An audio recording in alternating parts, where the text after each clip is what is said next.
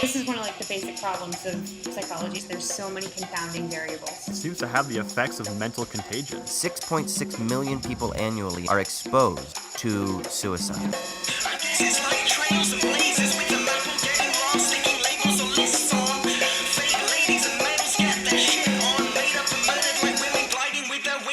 Yo, what's going on? Welcome to Owls at Dawn. We are just two dudes from Southern California who studied philosophy, politics, and religion around the world and decided to start a podcast where we could bullshit with impunity. I am Austin Hayden Smith. And I am Troy Polidori. And this week we are wrapping up our first ever patron-led discussion on the ethics of suicide. Part 1 was on Albert Camus and philosophical suicide. Part 2, we delved into a couple of essays by the philosopher Thomas Nagel, who talked about death and the absurd, sort of as a response to Camus. And this week we are going to be chatting with our friend, PhD candidate, Diana Harold, who is working, she has a master's degree in music psychology, and she's working on her PhD now in psychology in California at Pepperdine University. And Troy, you've known her for like fucking 15 years or something, right? Not quite that long, but about a decade. Yeah, I mean, it's got to be more than a decade. I left California in 2009. You left in 2008, and we already knew her, right? I think I knew of her at that time. It wasn't until I got back that we actually became friends. Oh, really? Yeah, I think so. Then I may have been friends with her longer than you. Are you serious? Yeah. I did not know that. I win the friendship sweepstakes with Diana. Oh, shit. But she's amazing, and she's going to talk with us about the more psychological way of viewing some of the very same themes that we were exploring in our first 2 episodes. If you have not listened to the first 2 episodes, you'll still be able to get a lot out of this chat with Diana. But if you would like to, you can go back and check them out. And then, of course, obviously, if you're caught up on the first 2, then you'll be able to just kind of jump right in to the conversation. Also, as a reminder, if you go to patreon.com, you can find bonus episodes. The November newsletter just went out a few days ago, I guess, so it should have been out. If you haven't received it yet, definitely contact us and be like, yo, dude, I'm a patron, and I have not gotten any of the newsletters yet. But should have gone out. It went out to everybody that I had on our email list through Patreon. And then bonus episodes in the backlog are kind of up there for people who are able to unlock them. And we got a couple more that are going to be coming out pretty soon here. I'm going to be doing a chat with my buddy Tim, potentially talking about like Derrida and poetry or other messianism and things like that. He's like a philosopher, poet, writer dude. And that'll be a bonus episode. And then I'm going to be doing an interview with Grace Blakely from IPPR, who is an economist in the UK who has gained a lot of popularity lately with talking about some of the problems with financialization and neoliberalism in relation to Brexit. So you can look forward to that as being bonus content. And if you're interested in getting that, go to Patreon, check that shit out, and see how to get access. But before we do that, dude, or before we even do anything in this podcast, that really matters, we got to do the Shitty Minute, yo. Shitty Minute's the segment of the podcast where one of us talks about whatever it is that's grinding our gears, pissing us off, making us throw things through windows, metaphorically speaking. So, Austin, I know you've never thrown a thing through a window, probably, but what this week would get you to do that if it were, bad enough? I've been tempted, brother. I've been tempted, but I've never done it.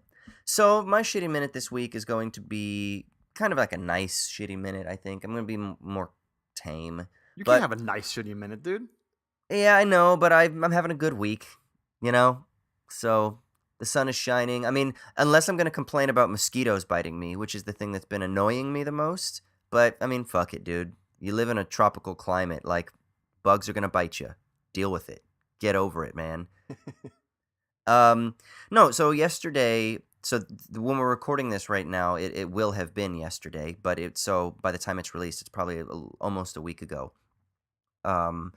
Joseph Stiglitz, the Nobel Prize-winning economist, has been bouncing around Sydney. He received the Sydney Peace Prize, and then he gave a morning talk on inequality at the University of Sydney, and then there was a workshop and roundtable, as well as he was chatting and engaging with some people from the Federal Reserve Bank of Australia. And it was a really interesting conversation.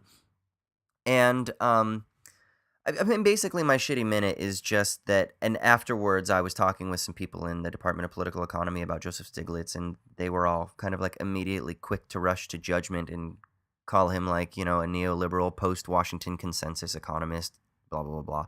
And I just wanted to be like, guys, man, I get it. Like, he's not looking at political economy from the perspective from like a revolutionary perspective, but nevertheless, the guy has done a lot of important work on articulating inequality and articulating policy proposals that would or that could potentially alleviate suffering. And I'm not trying to like throw my homies under the bus, but I'm throwing my homies under the bus. But no, really, I don't know. I feel like, especially after our last chat, about Cohen talking about how it's a repugnant position to oppose humanizing reforms. I've been thinking about this a lot, and I think that maybe that's why I had such an interesting time. Joseph Stiglitz was the first person for me that introduced me to economics. It was a couple of his books on inequality, years back. I mean, like proper economic theory, like he was the first sort of macroeconomist that I ever read. And even though I would say that he comes out of this like Keynesian tradition where he focuses a lot on aggregate demand, and that might not be the like causal indicator that we ought to analyze, but that we ought to focus elsewhere, and that maybe he's engaging at the level of symptom, and that he is still caught up within like a sort of like technological reason, or that he isn't able to scrape beneath to understand the historical contingencies, or maybe he's not willing to do that because of his commitment to sort of more mainstream economic theories and frameworks of thinking. Nevertheless, man, like, I've gleaned a lot from him. And even sitting there yesterday and listening to him talk, there wasn't anything new that he communicated to me. But you know what he was able to do that I found to be so attractive was that he was able to create this narrative over the course of a few hours. He created this narrative connecting issues with regards to globalization, to suppression of workers' wages domestically, to how that relates to like the decline in labor force participation, which then stifles productivity because it decreases aggregate demand, and then talking about policies and the importance of advocating for the increase in minimum wage. I mean, in the United States, in real terms, the minimum wage has remained stagnant for over 60 years. While the share of resources going to the top 1% has increased exponentially, the share in the ratio between capital and labor has disproportionately increased to the side of capital. So, I mean, that there are all these, is his ability to frame all of these things together to create a very simple narrative that was very motivational for me as I was sitting there. It sort of like reinvigorated me and wanted me to like go read more Marx or go read more critical political economy. And I don't know, man, and I know we've talked about this kind of previously, but it's just kind of, just because someone doesn't maybe have the most, like, just because it's not the complete theory on something, that doesn't mean that we can't still glean a lot from it. And I don't know, I just got bummed out at how quick they were to discourage him and to like smack him with these like simple categorical attacks, Washington consensus, shill, and neoliberal. And it kind of just bummed me out, man. I don't know. Yeah, I totally get your little narrative there, dude, because I remember, I think, you're definitely a lot more involved in economics, but I had a similar sort of trajectory as far as getting interested in macroeconomic issues and just being politicized in general via the great financial crash, right? Mm. I think we were both of similar ages, and I graduated from undergraduate the year of the financial crisis, which studies have shown that people who graduated in '08 were the worst off as far as career earnings, based upon having graduated into the biggest recession in 80 years. And reading, of all things, Paul Krugman's blog every day was one thing that kind of radicalized me, thinking about liquidity traps and aggregate demand and stuff like that, and the failure of supply side solutions. And like, and fiscal stimulus and stuff like that, right? That just kind of radicalized me into thinking about issues of economy, which eventually leads to issues of political economy, right? So like all these things have their place. You don't have to necessarily view everything as to whether or not it's gospel truth, right? So like, where does it lead you, right? Like sometimes there's a John the Baptist, and that can lead you to Jesus. It don't all have to be Jesus. Interesting. Yeah, I think in hermeneutics they talk about like horizons of meaning that frame our interpretive that frame our interpretation of like the world, or of, I mean, in texts is too, but like let's just say for this instance, like our interpretation of the world. And like it's okay to navigate different horizons of meaning, right?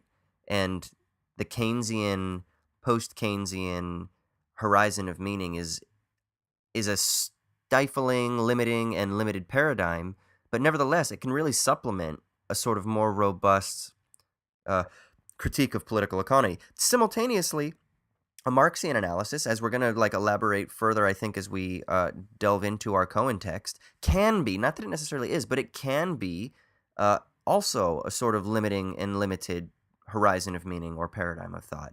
And so I really do think that it's so important. Like, what did we say?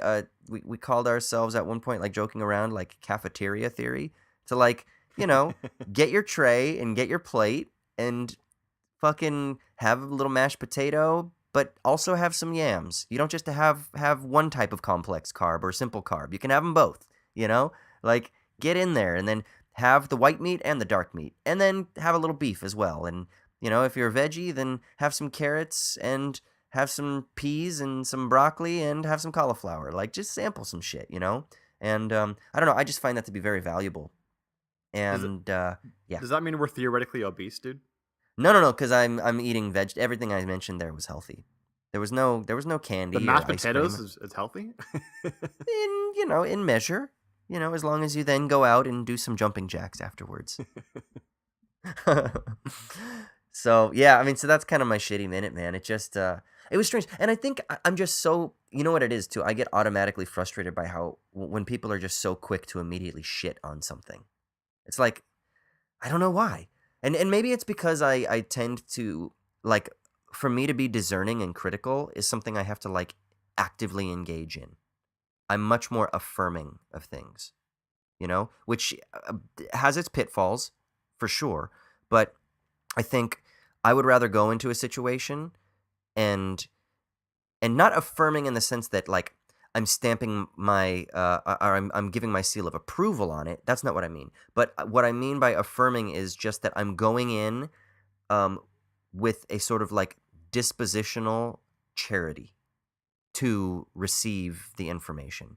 And the level of criticism is like a second order step for me. Does that make sense?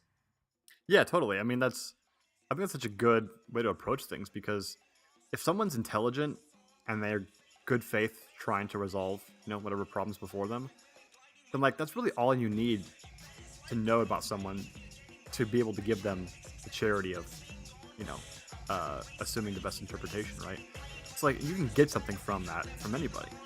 And if you feel like you're just going to shut somebody off before they even present their argument or whatever, then that's just like, you're kind of saying that you can't learn anything from them. It's like such an amazing hubris to have, right? Yeah.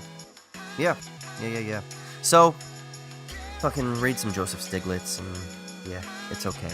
He has some decent things to say.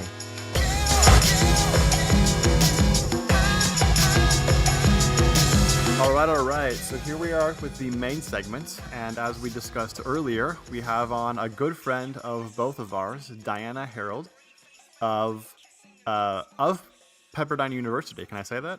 Yeah. Is Pepperdine University still there? Like, yes. Of the former Pepperdine University.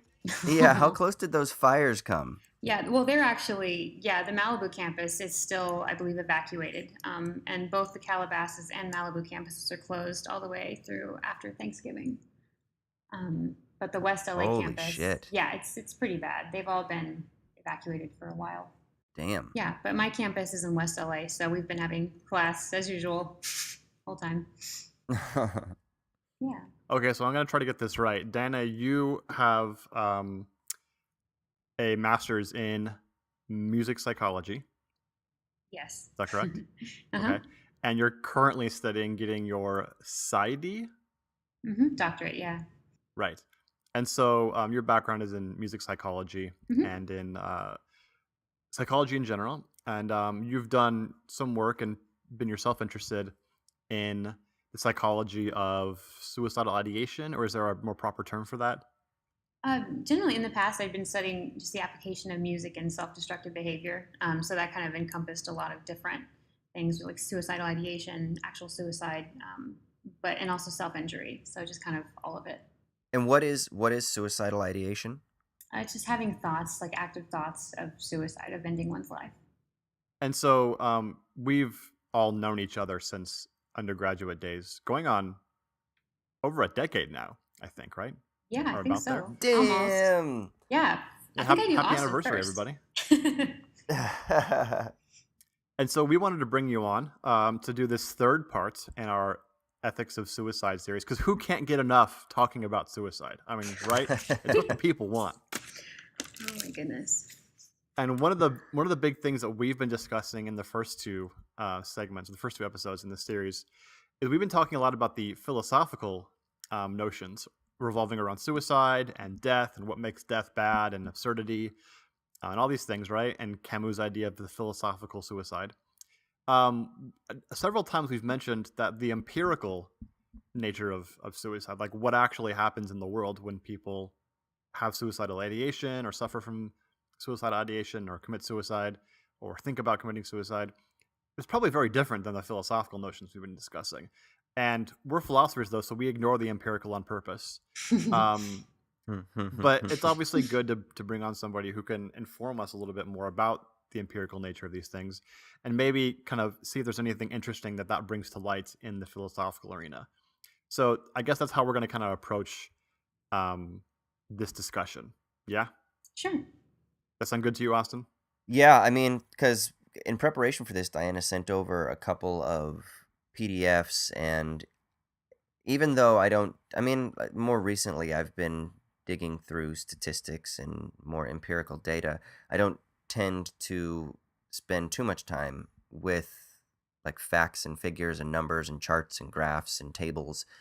And I was blown away by the information that you sent over to us, Diana, about the rates of suicide, demographic breakdowns, particularly with regards to like young children, or I guess, what did you call them? Like young people under the age of 15. Yeah. And it was really quite startling, actually. Can we read off some of those numbers, actually? Yeah, absolutely.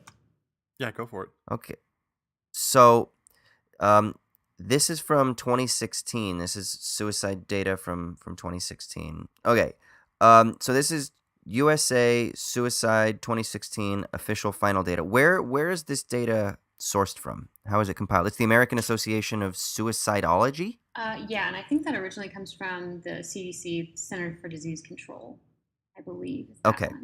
So nationally in 2016, 45,000 people, it's 44,965 committed suicide.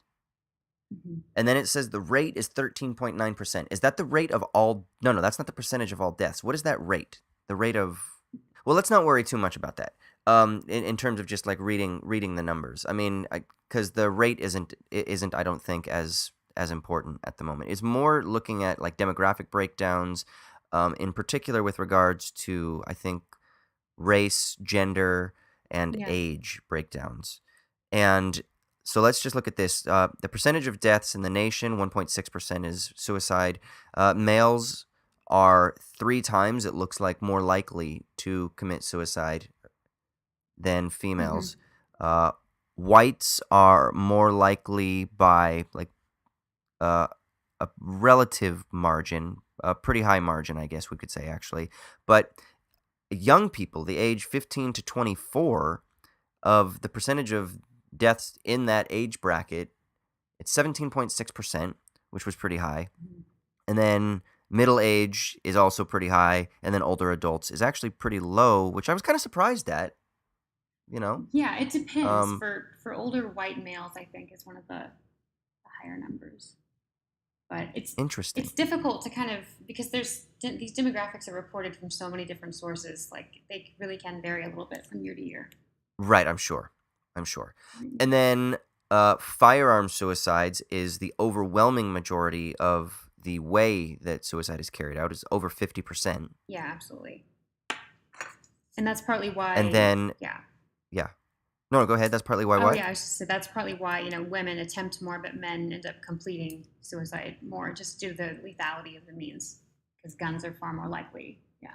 That was the other thing. Can you explain that? So men are more successful with suicide because of the lethality of the type of suicide. So that would be hanging and firearms, whereas women, it's what, more cutting? Yeah, it's cutting poison? And pills, mixing pills with alcohol, things like that. I initially actually thought, and I brought it up in class, I asked if that was due to like having an internal versus external locus of control or something, but my professor just said no, it's really just due to lethality of means. So the firearms thing is interesting because obviously in the U.S., firearms is kind of an exception compared to the rest of the world in terms of the ubiquity of them and ease of access and stuff like that.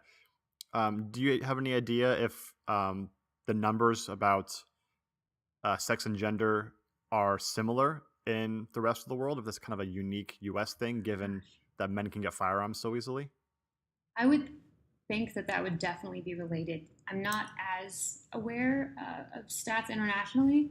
I know that they tend to be somewhat high for indigenous populations in Australia and in Alaska and things like that. But yeah, that's a really good point. That's probably partly why it is higher for men. That makes sense. Alaska is the number one state in the union as far as suicide rate. Is that correct? Yes. Do you think that's mostly because of ease of access of things like firearms, or is it like the isolation? And I think it's definitely those, and probably a lot of things. It's also that there's a really high concentrated indigenous population there too. And that's the one, that's the second largest or highest rate of suicide with American populations is Native Americans and Alaska Natives. There's also a lot of substance abuse issues, low access to resources, just all kinds of things kind of at once. And then you also have seasonal affective disorder, because it's always, it tends to be either very dark or very bright most of the day. So it's kind of, Yeah, by the way, seasonal affective disorder, did not believe it was a thing until I lived in Scotland, and then believed it was a thing. Yep. So, not fake news right there. It is in the DSM. It is definitely a thing, and many people suffer from it. So it's interesting you're talking about the high rate of suicide in indigenous populations in Alaska and elsewhere. You look at the African American population, and African American males have kind of a median type suicide rate, but then African American females have almost nothing. That's a huge gap. Yeah. Why do you think that is, given that indigenous populations who suffer from a lot of the same social issues have such a higher rate compared to African Americans? I think part of it is just that, Black African American males are just predominantly under attack right now from so many different directions. That, as well as lethality of means, I think guns tend to be more popular and more accessible to like non-indigenous, non-reservation populations. So there's that again, but there's just a lot of kind of confounding variables that take place with Black males that would kind of make it hard to tell. And again, also, I guess it's important to note that African American women tend to be really, really engaged in community, like religious communities, familial communities, sometimes more often than white women, really. So they sometimes have a pretty strong support system among themselves. One of my supervisors has talked about that a little bit, so it could serve as a protective factor, possibly. That's really interesting. Yeah, because especially when you look at the breakdown of white females compared to Black African American females, white females, it's more than double. It's almost 3 times the rate that white females commit suicide compared to Black African American females. Which does make me think about, okay, so what are the preventative measures, not just in terms of therapeutic, like going to see a therapist or a psychologist or something like that, or a psychiatrist, but like what are the societal therapeutic measures that would alleviate somebody's suicidal ideation? And yeah, I guess just what are those? What are the typical things? Is it just simply community involvement, having a purpose, feeling like your life is meaningful, without kind of going to just like reductive and talking about the chemical thing, which we know obviously there are chemical bases that work as proclivities or as sort of like presuppositional tendencies. But beyond that, like what are the, let's say, the countermeasures that would prevent somebody from following through on the thoughts of suicide? Yeah, like so protective factors is usually what it's referred to, and it's kind of a part of a fuller assessment, like a risk assessment that psychologists do for suicide risk, is after you kind of deem that they're not under immediate risk, you assess protective factors and then go from there, which is like, do they have a purpose? Do they have like a hobby that they find meaning in or engage in? Do they have, this one's interesting, do they have a fear of post-death retribution is one thing that we look for too, which is just, Of what? again, of post-death retribution. So See, for me, that's the most yeah. interesting one because, Hmm. obviously growing up kind of in the Christian world, interesting. Yeah, totally. Do they find that to be a really meaningful factor? Absolutely, yeah. It's a heavy one. Really? Because Yeah. it doesn't seem like I would bet that people who have religious inclinations have higher suicide rates than atheists do. That is interesting. Yeah, I don't have a. I'm probably just because poorer people happen to be more religious than. That's true. Yeah. So that probably has other Sometimes. factors that are involved there.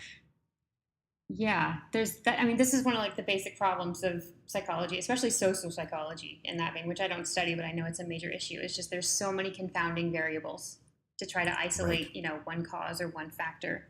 But that is a pretty big one. And then a few others are like having a sense of responsibility for others, like if they have children, that can be a really big protective factor sometimes. Religious faith, if they have future plans, history of resilience. So yeah, it's all really, it does sound a lot, community based and, being accessible to social events and things like that. Okay, then I guess like the inverse of that is, so then what tend to be the quantifiable factors that contribute to suicidal ideation or then to kind of like following through with the activity? Yeah, if we can actually approach this question, I kind of wanted to approach it from a slightly different angle, but Okay. the same question, really. We talked a lot in the episode about Camus, about how there was some sense of like balancing the scales and considering whether life was going to offer us more pain than pleasure, like a kind of neutral arbiter who then decides whether or not we should commit suicide, right? Is that an appropriate picture of what actually leads people towards suicide, or are there other factors that are better predictors generally? Oh, wow. Well, I think based on the fact that not everyone processes it that way, I'd say that there are definitely other factors that would weigh more strongly, for sure. And one of the largest ones is just a history of trauma, just like very basic. Has there been, history of depression, history of abuse? One of the largest predictors is if a family member or a parent specifically has committed suicide, died by suicide. This is interesting, right? It's about the past trauma, right? Not necessarily looking to the future and saying there's going to be trauma, but that there has been. Yeah, definitely. It's more about looking to the past than towards what's oncoming in the future.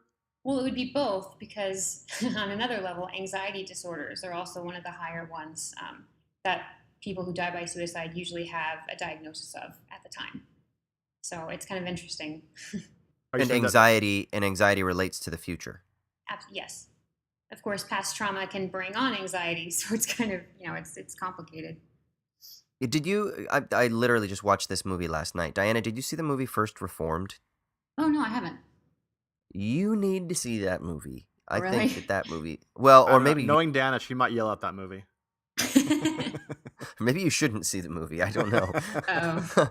But there's a guy in there who, the whole film is really wrestling through issues of anxiety and absurdity and things like that. But there's a guy in there who commits suicide, and he is this individual who is this giving away too much of the movie, Troy?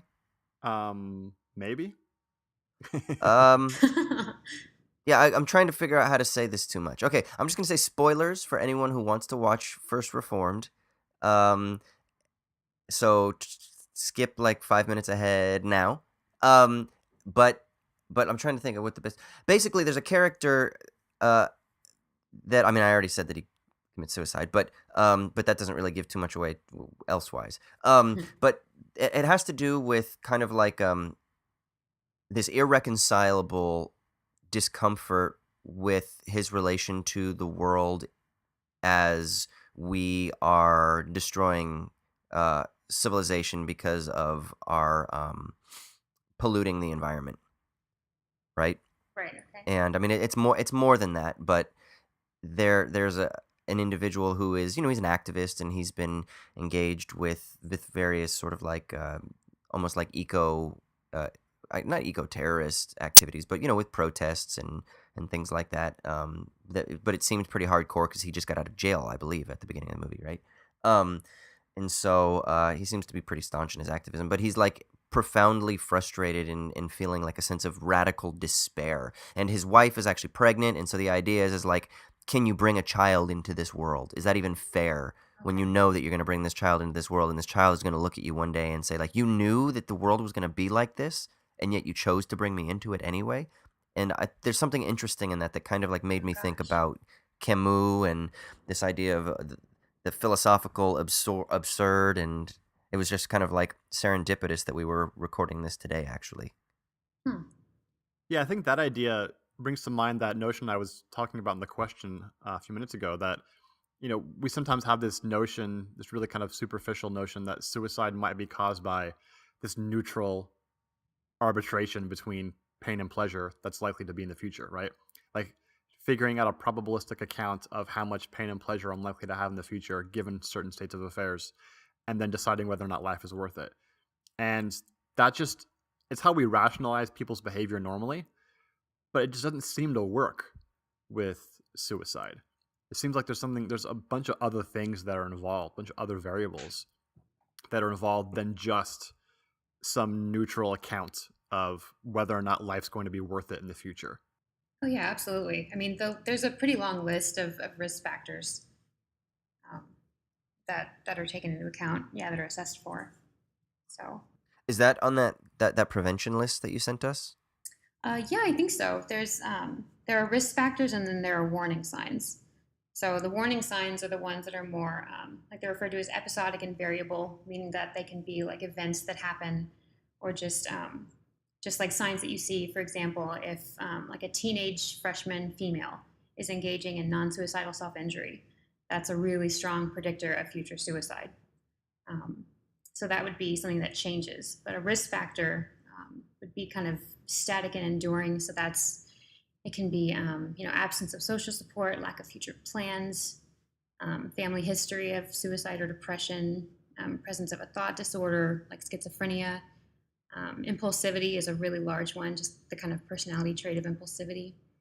And then it goes on to like lethality of means, and then just having means in general, like do they have access to a firearm, or things like that. So that lethality of means question brings up something I've been wondering for a long time. And it seems to me that intuitively, if you can sort of bring someone down from their sort of, once they've committed themselves to suicide, if you can bring them down from that commitment, that they likely won't do it again, or at least it becomes much less likely that they'll do it again. It's not sort of this decision you make and then it's enduring forever. Like if you decide to, I don't know, form some other habit, like, I don't know, start smoking cigarettes or something, right? That's a terrible example, but some other decision you make which happens to be enduring, I don't know, getting married or whatever, becoming religious or a-religious or whatever.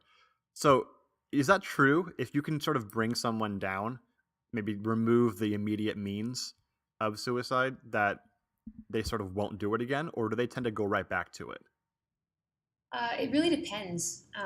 One of the, I remember this. One of the toughest things I've learned thus far, like in my short time in specifically clinical psych, is that if someone is completely determined, like has made up their mind against all else that they will end their life, they will probably end their life.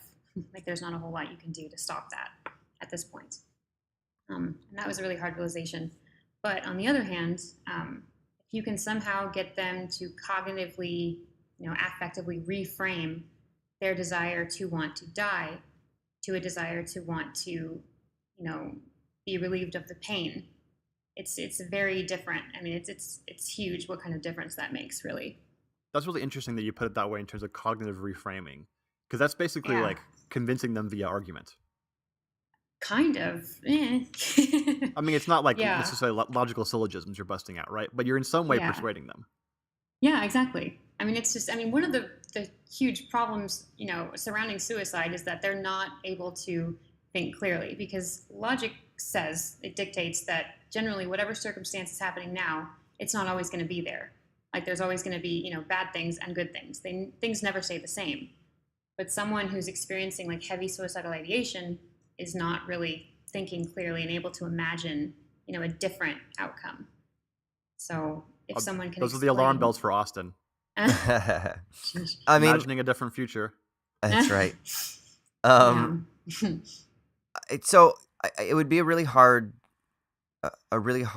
conclusion to reach, especially for people who have successfully committed suicide. But maybe we have statistics on this, and I just wonder, for people who have attempted and then failed, what is the genuine like view, or what are the various ways that people articulate why it is that they killed it? Is there like a regret, like I was just caught up in emotion, or I was drunk and I was depressed and I decided to take these pills, but really I don't want to kill myself, and that there is no like, what is the frequency with which this is an impulsive decision, and that afterwards people are like, fuck, I'm really glad I didn't kill myself? Or like what would kind of, how do we navigate that field? I guess what I'm more interested in is like, how often is this just simply like some sort of impulsive, I'm just in the dumps for like this month of my life, but this is just a sort of temporary thing that feels like the clouds will never lift. So I made a stupid decision, but I'm really fucking glad that I didn't. Wow. Yeah, that's a really hard thing to speak to. I know that in the media, there's like, you always see those stories about, I jumped off the Golden State Bridge and I'm so glad I somehow survived, or something like that. Yeah. And those are very anecdotal though, right? Exactly. Yeah, that's the problem. But I feel like it's got to be more common than the latter, because the other end of the spectrum is you read about these children with like severe, pervasive antisocial personality disorder that just want to kill themselves from seemingly the beginning. And it's so strange and so abnormal, and there's just something organically, misfiring. So I would say the majority of the time it's a very impulsive decision. Absolutely. Yeah, and I mean, and to measure this is going to be, it's a little bit of an inefficient quantitative measure, because we don't actually get to speak to the people who successfully killed themselves. Exactly. And then people who are determined to kill themselves might not accurately report their regret, and then they might be successful a month later or a couple years later or whatever. Mm-hmm. So we then again don't really get an accurate depiction of the experience. I guess I'm just kind of curious as to, like how often is it where, like, because when I'm drunk, I don't really think a lot of times. I just kind of like do shit, right? And the next day you wake up and you're like, fuck, I could have walked in front of a car, like you're like, my behavior wasn't exactly, not that I wasn't conscious. Of course I'm still conscious, but the next day at least it seems like you can't really remember what you were doing, and maybe you said something that you didn't have your filter on, and so you called someone a cunt and you wish you wouldn't have done that or something. I mean, speaking from experience, Austin? I mean, I've heard, hypothetically, I've heard that people do this when they're drunk. I told you, man, I'm just a happy drunk, man. I just want to like dance and fucking go to the casino and whatever. That's it. But yeah, I wonder how much of it is that like impulsive, I'm just making a decision because I feel like shit right now. And then if circumstances continue to pile on, that right now isn't necessarily a night, but a night turns into a month, or turns into 6 months, or turns into 8 months. Mm-hmm. And it's still impulsive if you consider an 80-year lifespan. 8 months isn't isn't the entirety of your life, but it feels that way. And so you make a decision. And then I wonder, is that a rash decision? Or is the person then later in their life, are they oftentimes saying, man, I'm really glad I didn't? Or are they just kind of like, yeah, fuck it. I did it and I tried it and it didn't work. And so I just kind of like committed myself to living now. I mean, like you don't ever hear those stories, right? Where they're like, yeah, I could have killed myself. I could have done it. I didn't because it didn't work, but fuck it. I just decided to live and do my thing. Yeah. I'm not sure how to it's a weird way. It's a weird way to frame it, but it's like you said, and it's like Troy was saying, it's totally anecdotal. And of course, this makes sensational news headlines, but it's always like I found a reinvigorated purpose for life and I've dedicated myself to my family or my church or whatever it is. It's their thing. You never just hear it's kind of like, yeah, I fucking tried to kill myself and I don't really care. Like, whatever. I'm just alive. I'm just existing.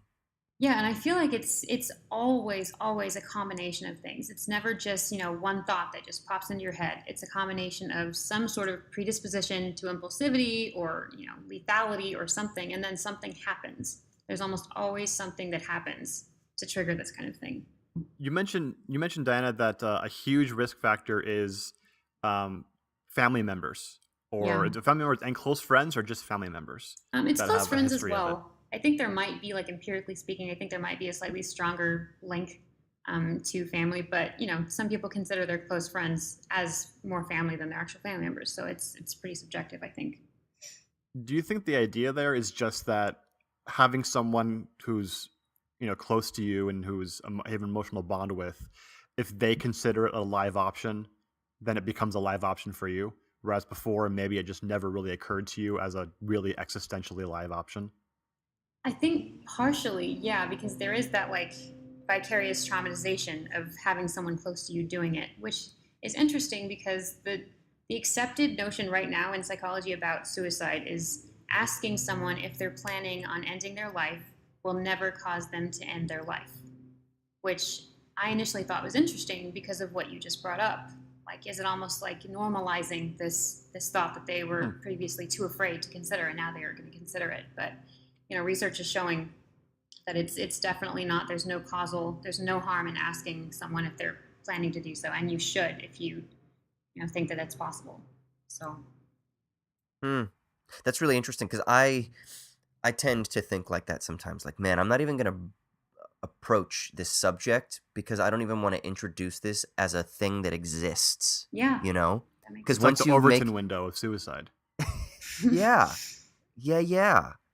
That's really interesting. I mean, this kind of relates to another statistic that was on this that blew me fucking away. And it says it's called suicide loss survivors, those that are bereaved of suicide. So recent research-based estimates suggest that for each death by suicide, 147 people are exposed, which means 6.6 million people annually in the United States are exposed to suicide. And then among those, more than 6 experience a major life disruption, which is almost 300,000 people, 270,000 people in 2016. So per year are considered loss survivors. And so then my question is there's this contagion of trauma then that is spread, and how. Because I guess I forget, like, yeah, we think a lot of times, like, oh, man, it's really sad when someone kills themselves because their family loses them, their parents, their loved ones, their children, their friends, whatever. But, I mean, for some reason, really thinking 150 people in your network are exposed to it on average, and 6 people are traumatically affected. Yeah. And if a huge indicator of suicidal ideation is based on that person's exposure to suicide, then that means that we're talking about this web that moves outward that is contagious at a sort of rate of 6-fold for every suicide. Yeah, it seems to have the effects of mental contagion. Yeah. Yeah, I mean, it's literally considered a major preventative public health problem right now. Like, it's a major public health crisis. So, for those reasons right there. Yeah, isn't suicide one of the only growing causes of death? Yeah, I'm not sure about other causes of death. I don't honestly pay too much attention to the other ones unless they're in relation to this. But yeah, suicide is definitely growing, especially among younger people. Okay, so I heard this crazy statistic the other day, Diana, and I was wondering, it was a social psychologist that was talking about suicide rates among teenage girls. And he said that suicide rates among girls under the age of 13 have increased over 70%. Yeah, But that, that's. Oh, go ahead. but young boys, it hasn't increased Yeah. that much. And he said, and he had some reasons why he thinks why. His reasons that he thought why was that has to do with social alienation, social isolation. Young boys, even though they are kind of experiencing some of the same alienating technologies as young girls, they're more connective. You know, they're playing video games, and there's still a semblance of where they have a community that they're attached to, or some sort of solidarity that they can experience. Whereas young girls are much more inclined towards, you know, just like spending time with Instagram and Snapchat and judging themselves against like all the selfies and the belfies and the beautiful models and stuff like that. And so there's this like self-loathing that intensifies among teenage girls at a far greater intensity than it does with teenage boys. And that's why you're seeing this disproportionate increase in the rate of suicides among teenagers. Is that accurate? Are the statistics accurate? And like, what are your thoughts on that? That statistic sounds accurate. I don't have it in front of me, but I think that's about right. And there's another main reason that I do have in front of me. When girls, like if you look at non-suicidal self-injury, which is completely distinct from suicidal ideation and, you know, intent and things like that, it's non-suicidal, but it's still a very large, you know, risk factor and predictor of eventual completed suicide. So when you look at self-harming, you know, self-injurious behaviors, just cutting, things like that, if you look at a graph of like third grade to sixth grade to ninth grade, in third grade and sixth grade, and this is from 2012, the boys were larger by about 20%, I think. And then once it hits ninth grade, the girls just shoot up the graph all the way up, like probably 4 times as often as boys do by that point. Holy shit. Yeah, so I think that's definitely part of it. So we're talking ninth grade, you're 13 to 14 years old, going into high school. Yep. There's something about the social system at that age that impinges upon young girls in a way that increases suicidal ideation. And is this then, and then that obviously then leads to higher rates of actual successful suicide. Yeah, so it's a kind of funky distinction. So it's not exactly suicidal ideation. That's why it's technically called like NSSI, which is non-suicidal self-injury. So it's just kind of, you know, the urge and act of harming oneself. Okay. So yeah. So it's. But you did say that's an indicator. That's like a pre-indicator, right, of later Yeah, suicide. Okay. exactly, which is still confusing to me because I mean, they're very distinct, but it turns out later in life, that's like a very, you know, they're called psychological autopsies. Once someone has died, you can look back into their life behaviors if it's documented. And then, you know, it's very, very common that they will have a history of self-injury. So that's how that's determined. Do we know at all if there's a relation between, I know we're talking about the social aspects, but there's a relation between the sort of puberty and why that drastic difference happens? Like ninth grade is after girls that go through puberty, right? Somewhat, yeah. But I mean, at that point, you know, they're starting to be allowed to date. They're starting to, the onset and prevalence of eating disorders also shoots up around that time. So I think, you know, they enter high school a lot of the time. The stakes are higher. Yeah, I don't know. Just speaking as an ex ninth grade girl, that's about when all hell broke loose for me too. So I don't know. Yeah. Okay, so I have a more philosophical question because I'm done with the empirical stuff. I can't take any more data. It's bad for my health. You had emailed us when we were talking about doing this little interview session thingy. Your PDF copy of William James' This Varieties of Religious Experience, which we both read in college, and we've probably talked about that book more than any other book, I would think, in our own conversations. Probably so. Would you agree? Yeah. It's one of my all-time favorite books, and certainly gave me a view of the experiential side of religion that I had never really thought about and that impacted me more than maybe any other philosophical book ever. Wow. I think it's really that important and that influential. There's a notion in James's book about the sick soul, and he compares these two different kinds of religious temperaments. He calls them the healthy-minded soul and the sick soul.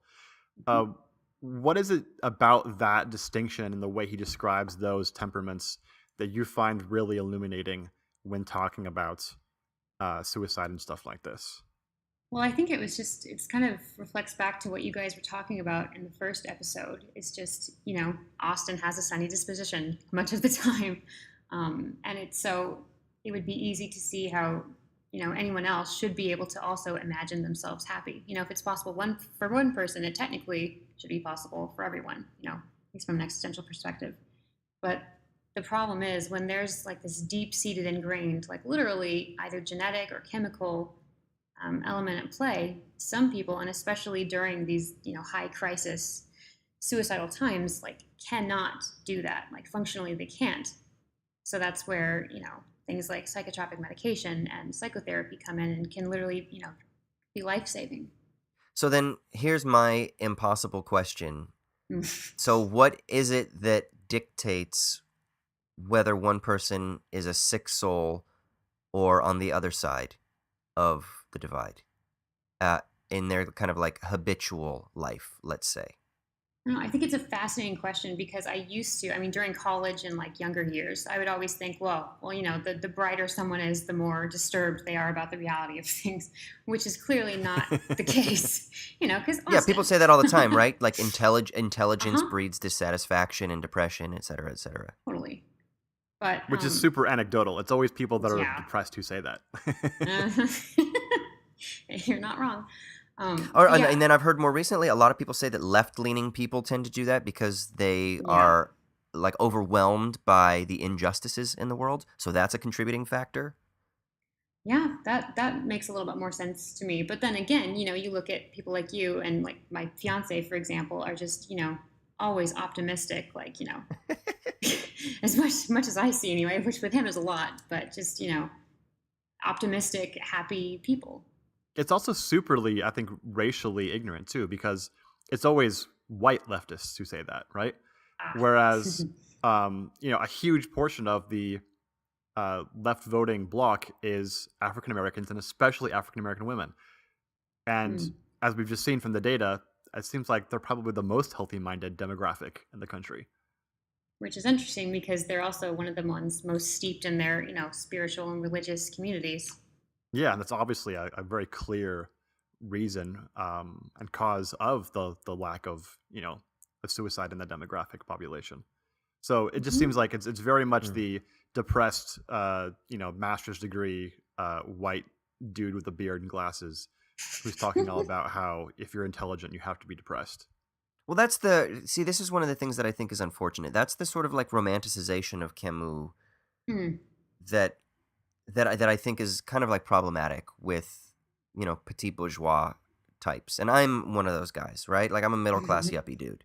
But I just kind of, I love like an optimistic existentialism. I'm more like Sartre de Beauvoir than I am Camus brooding, even though I do find that stuff sexy as well. But but when people like try to live that, like I'm just gonna wear all black and smoke cigarettes and go to poetry readings and like talk about the abyss of ontology, it seems that there's something, I don't know, it's almost like there's from a psychoanalytic perspective, I think that that like a Lacanian reading would say that there's like an enjoyment in that self-loathing, that there's like a sort of narcissistic enjoyment of by romanticizing absurdity or the philosophical suicidal ideational perspective of Camus. And I don't know, I find it fascinating. And this isn't a judgment against that perspective. I mean, I think I understand how someone would get to that perspective. I don't maybe comprehend it. I can apprehend it, though, I think. It just seems to be, I don't know, it seems to be a little bit of a performative sometimes. Yeah, I think that's absolutely correct. Would you agree with that, Diana? Yeah, totally. I think it can be.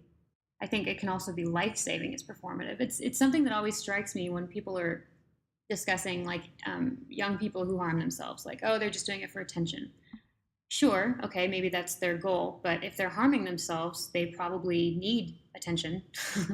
And that doesn't mean that something isn't wrong, you know? Yeah. And then here's my next question. If it's a performative, at what point does it stop being, hey, I'm just in university and in graduate school? And at what point then does it actually become the sort of habitual framework where that person becomes the sick soul? Oof. And that would concern me. That would upset me, because then it would be like, it's almost as though this tendency would realize the fiction that the person was romanticizing previously, and then it doesn't become romantic anymore. Then the person kind of gets lost down this negative spiral path of the sick soul. Well, interestingly, one point he makes that I've always found super interesting is he claims that one advantage of the sick soul is that when terrible things happen, when darkness descends, you're actually more prepared to deal with it. And that the healthy-minded person is the one who's most in danger of kind of falling apart, because they have this sunny disposition and they expect the world to kind of work in accordance with their values and desires.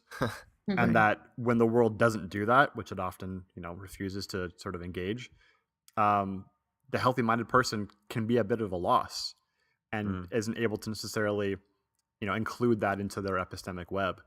But sick souls sometimes can. And so they have that, even though they don't have the happier lives necessarily, they're a little bit more prepared for disaster. Yeah, I agree with that.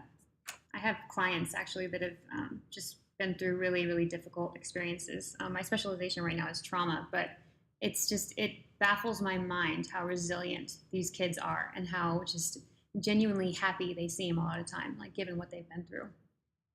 And like the smaller things just don't seem to faze them because it's not comparable to what they've come from. So it's really interesting to look at that versus very high privilege children being upset by like the off-brand Cheerios or I don't know, something like that. Do you think this designation of the sick soul and the healthy-mindedness individual is useful as like just sort of as a heuristic, that it kind of gives us a good framework, or do you think that it's ultimately too restrictive?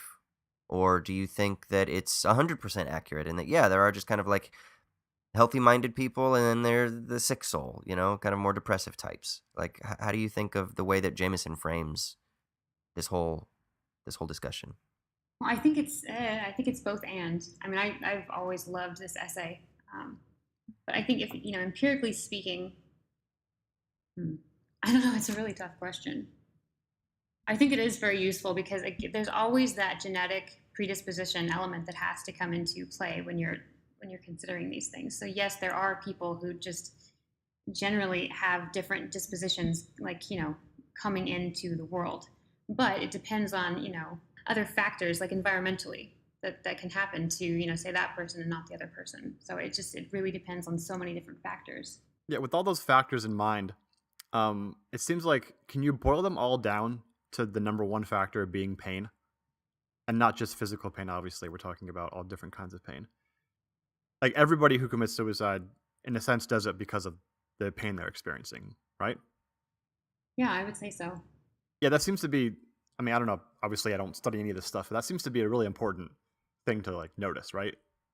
That pain is the ultimate reason why people commit suicide. It's not necessarily weighing out sort of your values compared to the way the world is, or some information you gain about the world outside of yourself. It's about your own experience. Have either of you guys read Infinite Jest?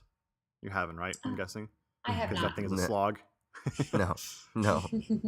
So I'm going to be the douchebag who quotes DFW on this podcast. There's this great quote, which a lot of people know, maybe you've heard it before, where a character in the book talks about how we don't really understand why people jump out of buildings. And so if we watch someone jump out of a building, we just kind of freak out and we're like, wow, they're doing that. I can't understand how anyone could ever have the the gumption to actually make themselves jump out of a building volitionally. And he says, if a building's on fire, the reason why you jump out of the building is because the pain of the fire tells you that the only escape from that pain is to jump out of the building. It's your only option in your mind, and that's what compels you to do it. And no one could ever understand why you jump out of a building until you experience the pain of the fire. And that's supposed to be an analogy for the pain that compels one to commit suicide. And I always thought that was really an interesting way of couching it, because no one really knows the pain of being surrounded by flames burning your flesh until you've experienced it. That's just a categorically unimaginable thing. And that kind of means, can we really not understand why someone would commit suicide unless we've experienced that similar degree and intensity of pain? Troy, do you not think that there's a similar sort of maybe analogous thing going on here with that relates to what we talked about with our last Cohen episode about the idea of the problem and the solution? That there's a solution that is inherent in the problem, and that once the problem is articulated fully, then the solution will sort of burst forth. So suicide is the solution to the problem of the pain that only has one release. The pain of the fire manifests itself in a solution, which is the response, the necessary response. I think that makes sense as a way to frame the existential and cognitive state of the person who's, committing suicide.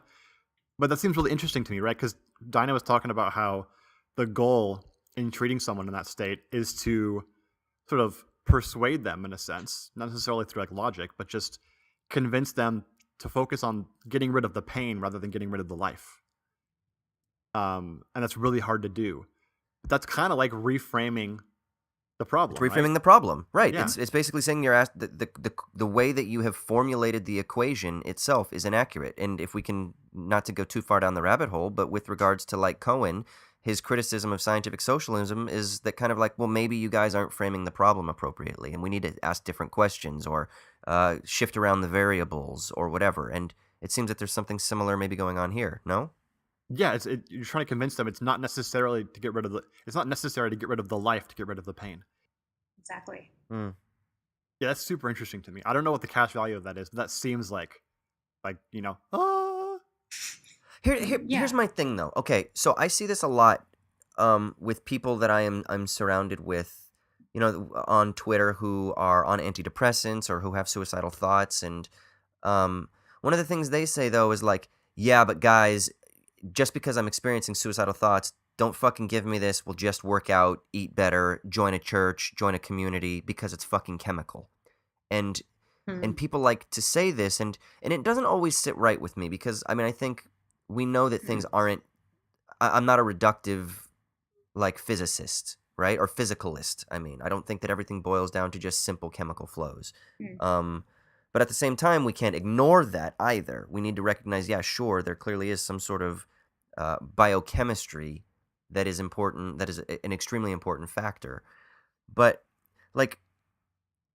somebody who would be listening to this right now, would they not be saying, yeah, fuck you guys. You guys are just being super, you're being super insensitive because you're just trying to blame me and say that it's my fault and all I need to do is eat better and get involved with the church and find a purpose and blah, blah, blah, blah. Is that not a problem? No, I don't think that's what they would or should necessarily be saying at all, because I don't think that those options don't work for everyone. They absolutely don't. Clearly that's why suicide is a national health crisis right now. But at the same time, this is something I tried to tackle in the last chapter of my thesis, was just trying to take some sort of responsibility, not in the negative sense, but, autonomy for oneself.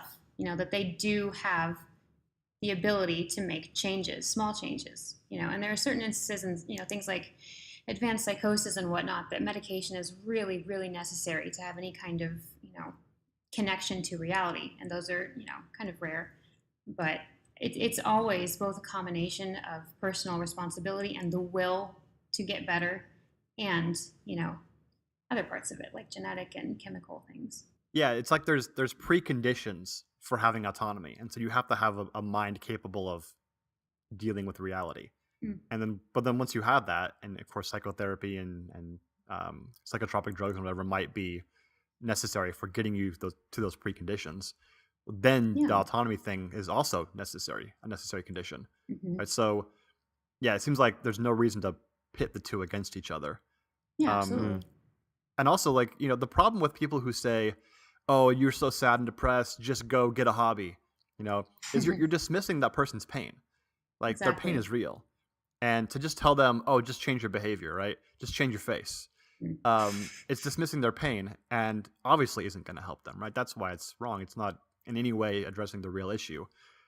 Whereas I think what we're talking about is to actually address the pain. But isn't it trying to say that the cause of your pain is that you don't have these things? Therefore, if you had these things, then you wouldn't have the pain. Yeah, but that's dumb because it's false. It's but just is assuming it false? Like pain. It assumes pain comes from like whether pain is like the opposite of pleasure necessarily in every case, which is not necessarily the case, right? You can have this undergirding of pain that exists that's not caused by any direct experience, whereas pleasure, for the most part, seems to be caused by direct experiences, right? So go out and have more good, pleasurable experiences. Well, they can't. The undergirding of pain disables them from having pleasurable experiences, even if they're doing a hobby they normally love, right? We've all had those experiences where we're doing a thing we normally love and we just lose it. We just lose that affection and care for that project. I mean, that's one of the main two criterion for depression is loss of interest in something formerly enjoyed. Yeah. Yeah, and that's why So then what's the cause of pain? Well, the kind of pain we're talking about, yeah, it's not like pricking yourself with a pin, right? That's a different kind of pain than the one we're talking about. Right, but also then that means that pleasure isn't just the opposite of that. It isn't just a dopamine rush either. So the solution of getting a hobby might be insufficient, but what about the solution of trying to build social systems and communities that really stimulate people's the soul, in quotation marks, right? So like what would be the inverse of I'm just trying to figure this out because it feels like we're making two different distinctions. Like the go get a hobby and go get those fleeting moments of joy. Well, that's just like the temporary dopamine rush. And then you're saying, but pain is much more of like this radical existential pain. So then what would be the inverse of that? What would be the positive, like deep existential cause? I mean, I think it would be just the absence of that, is it not? Is there not a neutral space where that pain just doesn't exist? I don't know. What do you think, Diana? I was just thinking of a recent intake I had where the person was just very, they were dealing with a severe lack of motivation. This person had been very, very active previously.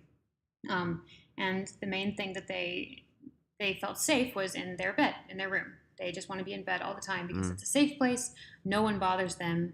It's not a positive thing. It's not a negative thing for them. It's just like neutral. It's ground zero. They're okay there, you know? So, you know, are they functioning in society? Not at all. But so I think there is some kind of neutral for a time. But I mean, it's not going to work forever, obviously.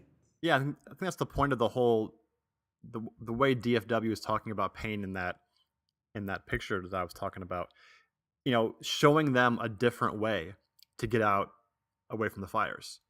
That's the key, right? Not telling them go find pleasurable experiences. Like, oh, here, let's juggle while you're burning to death. Like that's obviously not going to work, right?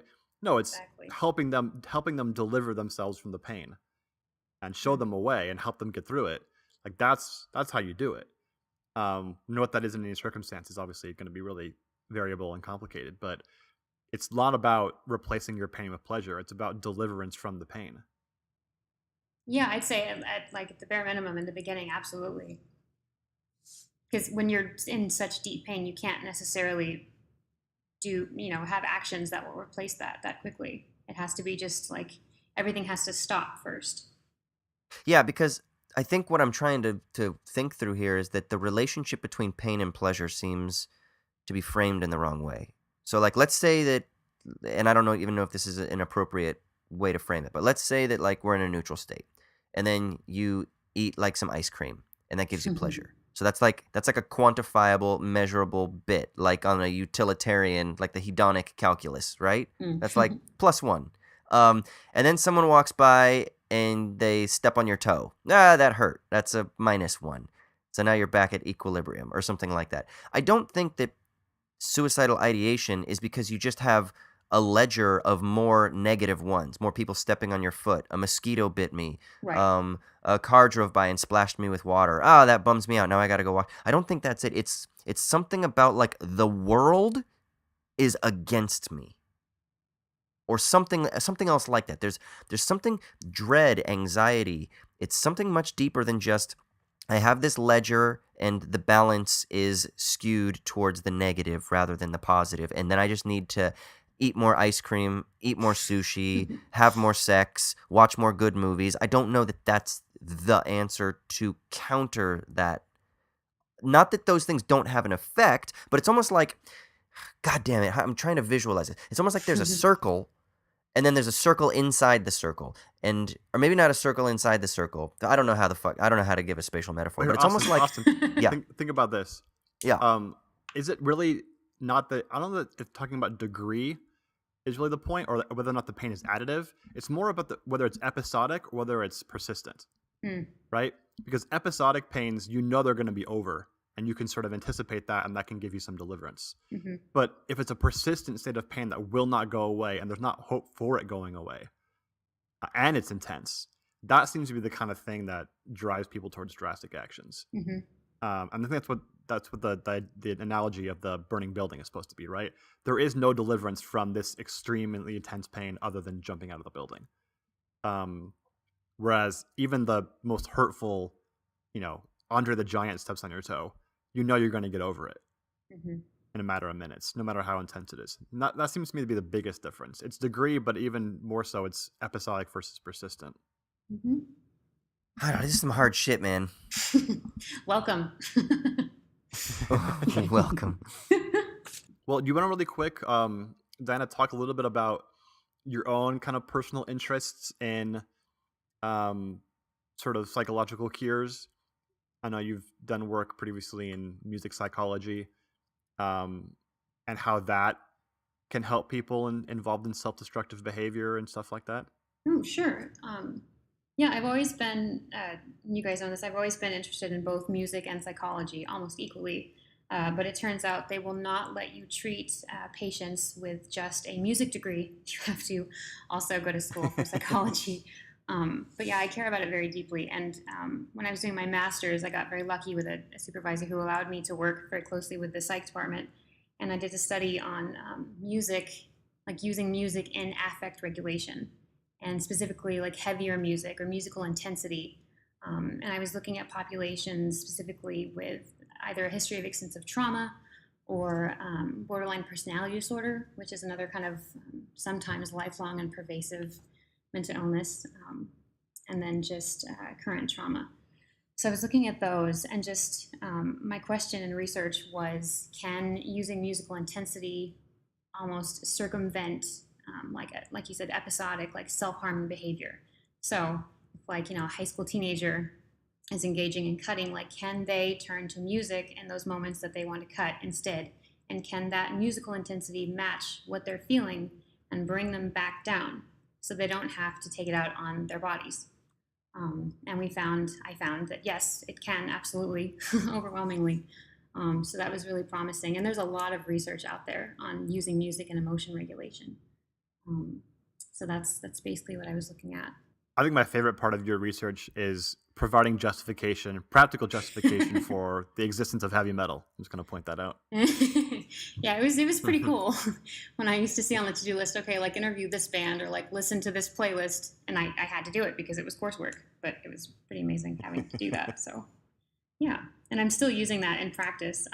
Right now my practicum is in an elementary school, and the kids really respond very well to music, and they're able to open up much more than they would otherwise. And it's really cool what that can do. And I think, like Austin was saying a couple weeks ago on the podcast, like there's something very universal about being affected by music. Not necessarily the same way universally, but it really, it's a social bridge, affectively. So yeah, I remember the event that I spoke at in San Diego a few years ago was about this, about the the relationship between like art, Oh yeah. affect, and mental well-being. Yeah. And that was really lovely because it was Amy Simony, was that her name? Yeah. And then myself, and then like 3 other like psychology, philosophy, social work types that were interested in this intersection.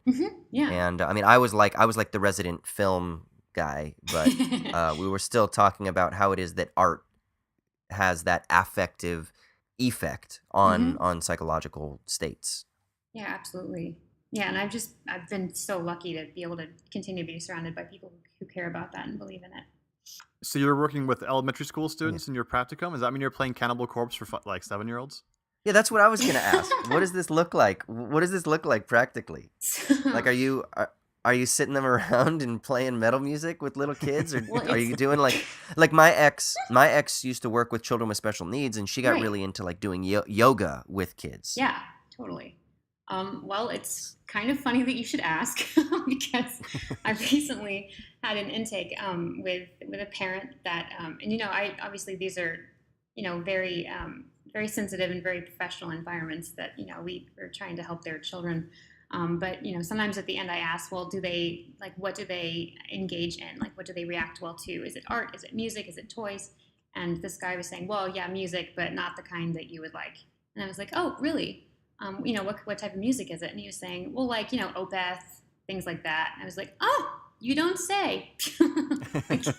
We could definitely do some heavy metal with, your young child. But I don't know. It really depends. I mean, that's one of the things that they're trying to work towards in music therapy is recognizing that one size does not fit all. And like everyone is very, very individual and everyone responds to things differently. So yeah, metal can absolutely be a good thing. Not always for 4 and 5-year-olds. It depends. But I got a brilliant fucking idea. You know how they have that music that's like Mozart for babies that they like play on pregnant women's bellies? I'm gonna do it, but with like Knee Obliviscaris or whatever that band is Slayer called. for babies? Yeah, Slayer for babies, and it'll Knee Obliviscaris. That's them. Yeah, and we'll just fucking. Yeah, we'll have like a little mix for people so that they can put their headphones over their pregnant bellies and they can blast that shit for their developing future metalhead. We're going to have a lot of awesome but deaf babies. I know. Maybe.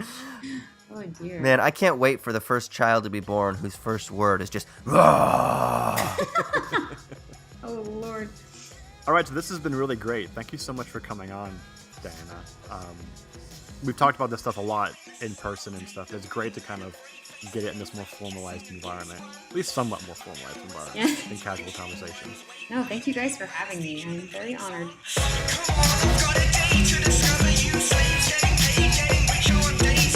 Sweet. Well, now we will transition to our sticky leaves. I'll be honest, man, I could keep talking about that stuff for like another 10 episodes. That was just so interesting to me, man. It's hard for me to say bye to that discussion because I find it so fascinating because it's just so difficult to wrap my hands around.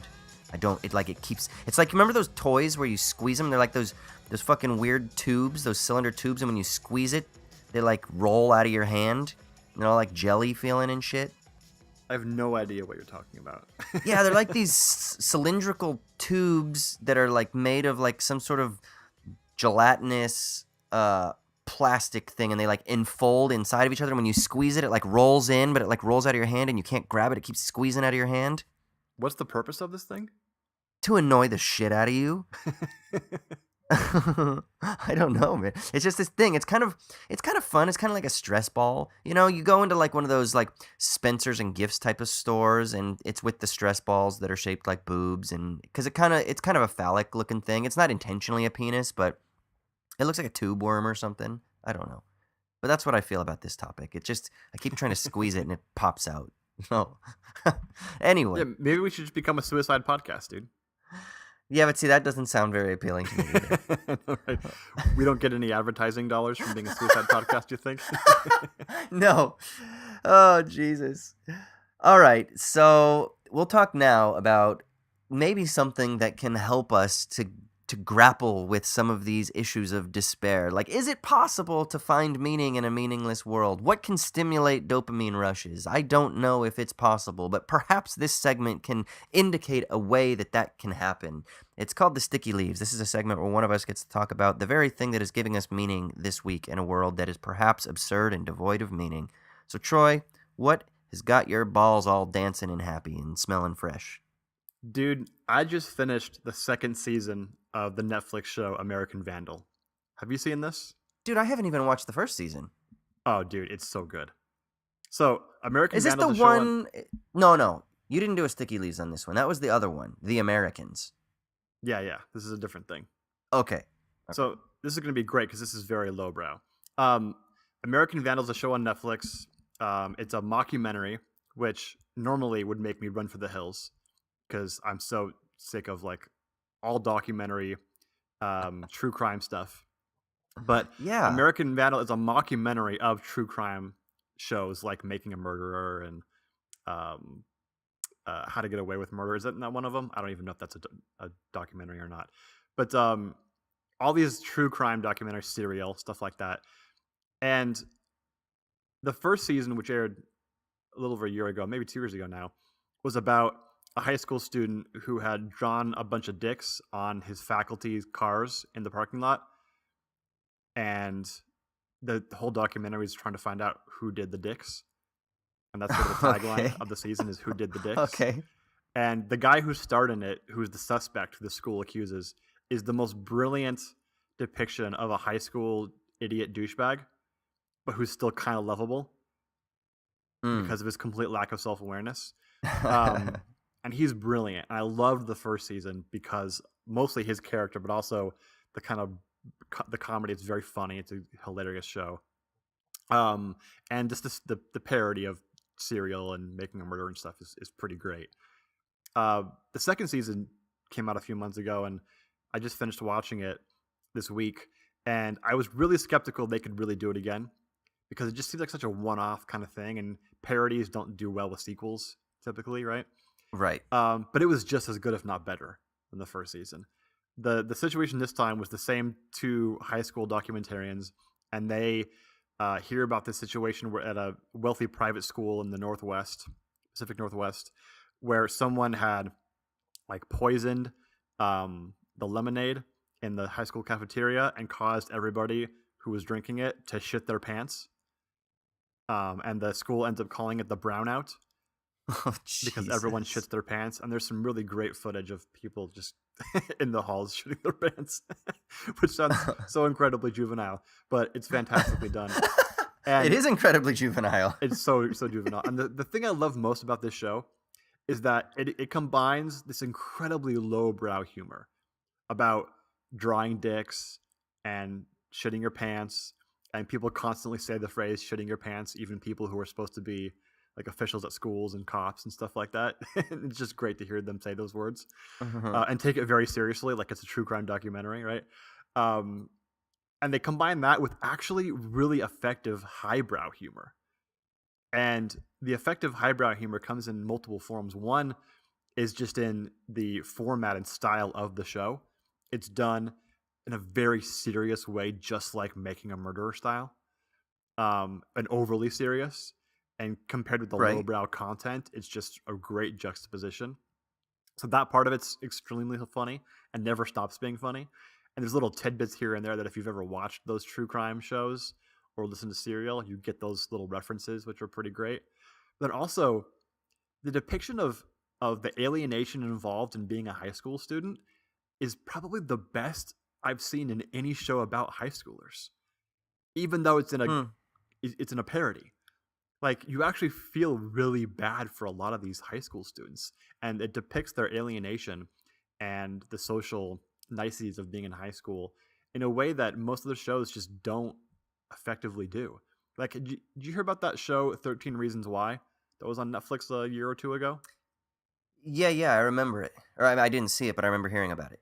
Yeah, they got in kind of hot water because it was a depiction of suicide in high school and kind of really, really overly romanticized suicide, apparently. Yes. And yeah, that's what I read a lot of criticisms about it. Yeah.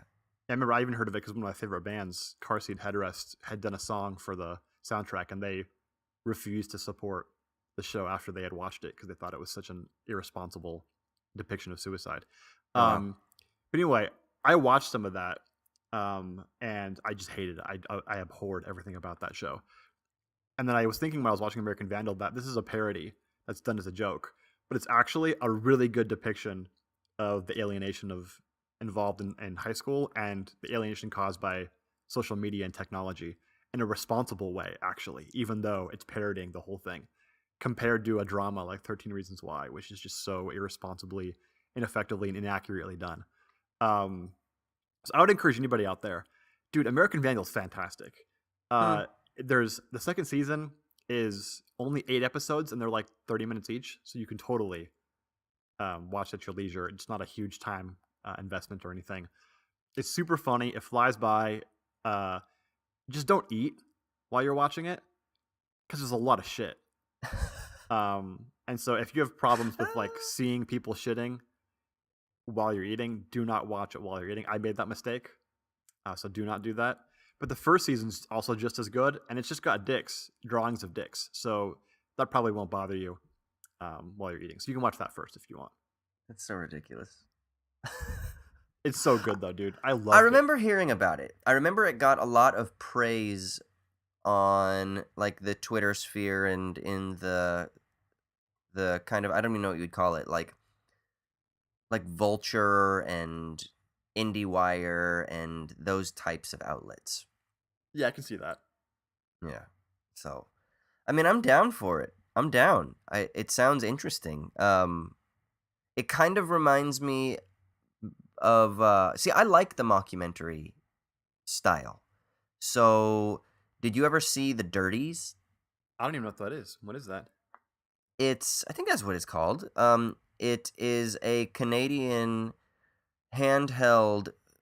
I guess it's shot like a sort of documentary, but it's got it's about it's called The Dirties. And it's made by this guy named Matthew Johnson, who he actually stars in it, and then his buddy's in it, Owen Wilson. Or no, maybe not Owen Wilson. Matthew Miller, sorry. Owen Williams, whatever the fuck his name is. I can't remember his name is. Anyway, and it's like a found footage comedy drama, but it's done like it's got like documentary elements or mockumentary elements to it. But it's basically about these kids who are making a film about kids who get revenge against the popular kids in school, and then they end up kind of going too far down that rabbit hole, and it sort of like becomes a performative realization of their film that they make, and it goes into some pretty interesting territories. But I love that style. I love it because it's just so gritty and dirty, and it kind of like brings you into it, and you know it doesn't have all the frills and the flash and the lighting and the form and the actors that are trying to really emote. And I don't know, I think there's just something really lovely about just kind of seeing humans human. It's called The Dirty? The Dirties. Oh, they're Dirties. Okay, yeah, I'll check that out. Is that on Netflix, or you have to I don't know. procure that from the internet? Yeah, you might have to Amazon it or figure out other more nefarious means. But yeah, The Dirties. It's very good.